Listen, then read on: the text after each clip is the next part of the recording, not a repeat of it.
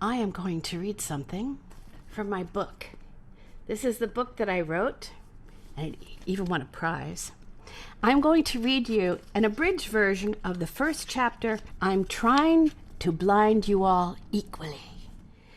Pack your bags, he panted. This is the one we've been waiting for. You're opening for Joan Rivers in West Palm Beach. West Palm Beach, Florida? Joan Rivers? This was the mid-1990s, and I thought, I'm just a folk singer. Joan Rivers, she's a huge star. This is too wonderful for words. I love my agent. I'm on my way. I flew down from New York and pulled up in front of a brand new, state-of-the-art, cushy 1,200-seat venue in West Palm Beach, where a giant marquee flashed, An Evening with Joan Rivers. The concert promoter met me out front. I asked him if they were going to add my name up there. He says, no, but don't worry. There'll be an insert, an addendum into the program, so I had nothing to worry about. Joan Rivers and her people were so kind to me during the sound check. They really were. They were so nice.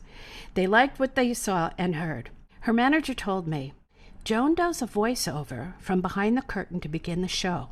When you hear her name, that's your cue to walk on stage, where you will do 30 minutes, not a minute more, not a minute less. I went out to the lobby prior to the doors opening to get a feel for the audience. The crowd was decidedly older, way older than I was used to. The doors opened, the hall filled, and the lights went down. I peeked out at the crowd from the wings, waiting to hear my name. I saw programs in the laps of all the audience members. It was packed. It was completely sold out. I saw programs in the laps of audience members. I imagined they knew they were about to see an opening act. Suddenly, spotlights shot this way and that way over the heads of the audience, and we heard Joan Rivers' voice. Welcome to my concert. They say you can't take pictures or audio tape the show, but I say, oh, go ahead. What do I care? And now, please welcome the best opening act I could find in my price range, Christine Lavin. With that, I confidently strode out to the middle of the stage, preparing to hit the first chord of my first song. But I couldn't, because Joan was still talking. I didn't understand what she was saying. All I could hear was the reverberations of her voice going on, punctuated by the audience's laughter. I stood there frozen. They told me to walk out on stage when I heard my name. I heard my name. Why is she still talking? I stood there and waited for her to stop. The only words I recognized were the final two, my name. I guess they meant I should have walked out on stage the second time my name was mentioned. Oops. I hit the guitar chords and started my first song, which was Good Thing He Can't Read My Mind, accompanied by the fluttering sound of program pages flipping and the occasional murmur of, Who? Who is this? Is that Joan? Joan Rivers plays the guitar? Coming from the audience. Addendum to the program. Ha! That first song, one that in most situations is almost bulletproof, received what fellow singer-songwriter Cliff Eberhardt has dubbed the dreaded golf applause, followed by more program flipping and more vocal queries from the audience. Who the hell is this? Where's Joan? Are we in the right place? I charged into my second song, Bald-Headed Men, only to realize instantly what a mistake it was. There were a lot of toupees in the audience. That should have been a clue. I should have noticed that, but I didn't. So I sang it with gusto, only to hear less golf applause when it ended, and a very clear elderly voice from the front row. That was awful. I hope this part of the show doesn't last too long. Do you think Joan knows about this? I glanced at my watch. Only 7 minutes had gone by. As I sang the next song, I became aware that the bright stage lights were bouncing off my shiny guitar and then hitting the audience in the eyes. Some were shading their eyes with their hands and others with their programs. I tried to move in such a way that I didn't constantly hit the same people over and over again in the eyes. During the next song, I squirmed a bit here and there to avoid blinding anybody. When the song was done, to hardly any applause, I figured I should say something. So this is what I said. It's not what I wanted to say, but this is really what I said.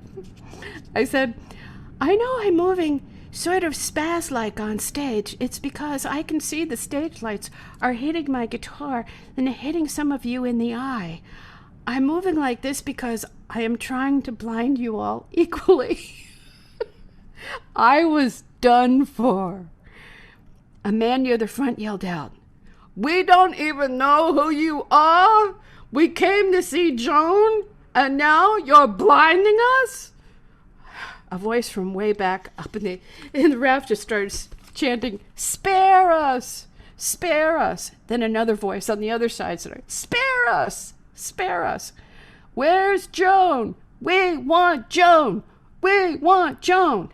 Cascaded from the balcony, along with more "Spare us," which you have to admit is a weird thing to yell at a concert. Then, of course, it got worse. "We hate you! We hate you! Why are you here? Why are you here? Who are you, and what have you done with Joan Rivers?" Next came the all-purpose classic, "Boo! Boo!" which came from those who have so little imagination, yet so much disgust. Maybe another performer would have taken the hint, but I ignored the pleas, begging me to stop, and continued my odd, blindness-preventing spaz dance during each song. At last I got to the finale. All I Have to Do Is Dream by the Everly Brothers and a summer song by Chad Stewart and Jeremy Clyde, which segues into marching band music where I twirl batons. First one, then two, and then the lights go out and I twirl two green neon light stick batons. I was so relieved to have gotten to this part of the show that I sang it all smiley like I was having the best time of my life. When the marching band music faded up and I picked up the batons, there was zero reaction from the crowd. When I picked up the first light stick baton and cracked it and it glowed bright green, that was the cue for the lights to instantly go out. We had rehearsed it in sound check. But the lights didn't go out. So there I was, twirling a neon baton for all it was worth in full stage light. I yelled out, "Turn off the lights! Turn off the lights!" as I twirled faster and faster, but the marching band music was loud and the spotlight operator was so far away. The lights stayed on. Then I picked up the second baton and cracked it. Oh man, in this setting, on this beautiful stage, it would have looked stunning in the dark. But with the lights on, it looked like nothing. At the very end of the music, I said to myself, "Oh, what the hell?" and threw one of the batons as high as I possibly could. This baton totally defied gravity and reached for the ceiling. When it was at the very top of the trajectory, the entire stage suddenly went black.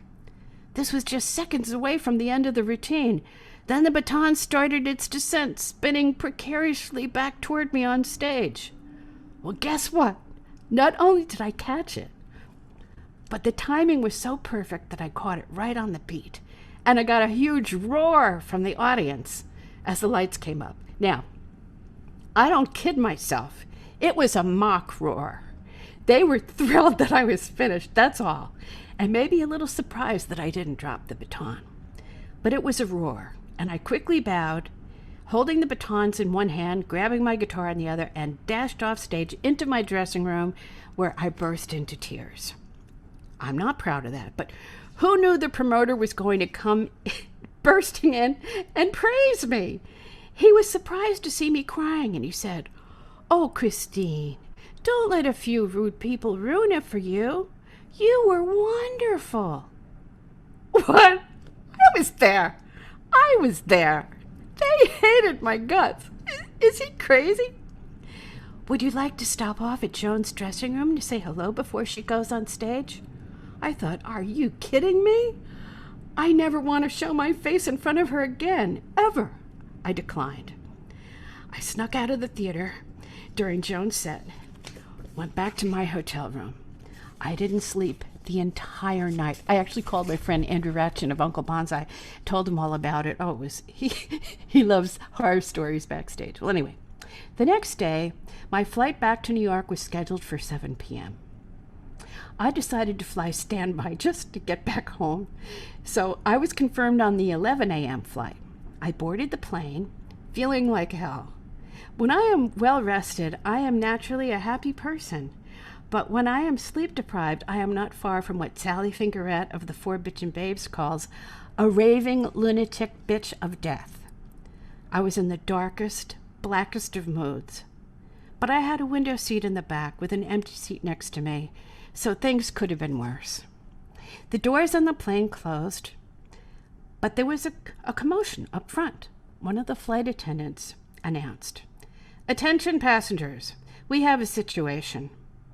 There is a traveler who is a very nervous flyer. Is there anyone with an empty seat next to them who will let this woman sit near them and hold her hand during takeoff and landing? We really don't feel we can take off with this woman in the state she is in. If we must take her off the plane, we will be delayed. Is there anyone who can help?" You guessed it, I volunteered. I had been a Girl Scout, and the truth is, at this point, I was happy to find someone in a worse mental state than I was. A teary, elderly, jewelry-encrusted woman toddled her way down the aisle and settled herself into the seat next to me. Her bottom lip trembled, so I took her knobby hand in mine and told her that I fly all the time, and taking off is no big deal. The secret in dealing with it, with takeoff nerve, is to just lift your feet off the floor and tell yourself you're sky surfing. Well, the plane rumbled down the runway, and she giggled when we both lifted our feet up as the plane gently lifted off the ground. Calmed, she settled back into her seat and started to ask me the kinds of questions strangers ask each other on planes. "Where are you from? What do you do for a living?" I lied. If she was in the audience the night before, I couldn't bear to relive it, so I told her that I was a statistical typist from New York. And she asked what I was doing in West Palm Beach, and I told her I flew down to work on a job. She asked me how long I had been there, and I told her 1 day. Hey, I was sleep deprived. I was, making it up as I went along. She seemed incredulous. "You flew to West Palm Beach to type numbers for 1 day? Couldn't they find anybody down there who could do it?" I told her I was very, very fast. "But still," she said, "the expense of flying you in. How odd." I could tell that I was in for a barrage of questions, so I cut to the chase. I told her that it was a company controlled by the mob. The numbers were confidential, and they couldn't risk anybody for having a local person type them. If the numbers were made public, people could die. She looked at me closely, leaned in, and whispered, I'm not kidding this, she whispered, "Well, what's to stop you from telling people those numbers?" Good question. I thought for a moment, and then I said, "That's why they fly me back with an empty seat next to me, as a precaution." She rang for the flight attendant and was moved back to her original seat. I fell asleep on the plane, woke up on the tarmac in New York, and have never been back to West Palm Beach since. So that's how my book starts.